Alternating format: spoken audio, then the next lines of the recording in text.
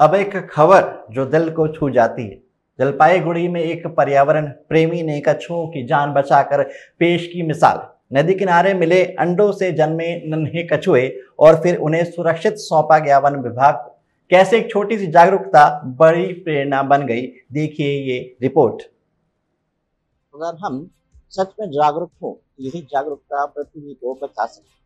जलपाईगुड़ी के तिस्ता नदी के पर्यावरण प्रेमी ने ऐसा काम किया जो इस धरती पर जीवन के लिए एक नई उम्मीद बन गया। हाल ही में स्थानीय ग्रामीणों ने तिस्ता नदी के रेत में कुछ अजीब से सफेद अंडे देखे। कई लोगों ने अनदेखा कर दिया, लेकिन एक शख्स ने इसे गंभीरता से लिया। ये थे पर्यावरण कार्यकर्ता विश्वदत्त चौधरी, जिन्होंने तुरंत मौके पर पहुंचकर अंडों को सुरक्षित निकाला और कछुओं के लिए अनुकूल वातावरण तैयार किया। कुछ ही दिनों बाद उन अंडों में से 5 नन्हे कछुओं का जन्म हुआ। ये कुछ साधारण घटना नहीं, ये धरती पर एक और प्रजाति को बचाने की लड़ाई थी, जिसे उन्होंने पूरी संवेदनशीलता और जिम्मेदारी के साथ लड़ा।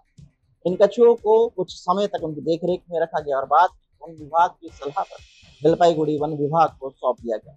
इस पूरी घटना में संदेश साफ है, यदि हम प्राकृतिक जीवन को समय पर पहचाने और जिम्मेदारी ले तो लुप्तप्राय प्रजातियों को भी बचाया जा सकता है।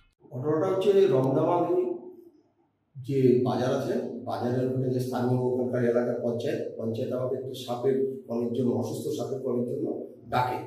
তারপর সেইটা উদ্ধার করার পরে আমাকে বলে যে কিছু ডিম আছে চরের মধ্যে পড়ে আছে, তো ডিমগুলো কাকে খাচ্ছে, নষ্ট হয়ে যাবে বা কেউ কিছু করবে, ডিমগুলোকে তুমি একটু নিয়ে যাও। তারপরে আমি ওখান থেকে ডিমগুলোকে উদ্ধার করি এবং সেখান থেকে কিছু বালু নিয়ে আসি, বালু মানে তিস্তা বেড়ে বালু নিয়ে আসি, নিয়ে এসে বাড়িতে একটা পরিবেশ তৈরি করি, একটা পিচবোর্ডের বড় বাক্সে, এবং সেখানে আমি বুঝতে পারি যে এটা কচ্ছপের কোনো একটা প্রজাতির কচ্ছপের ডিম হবে।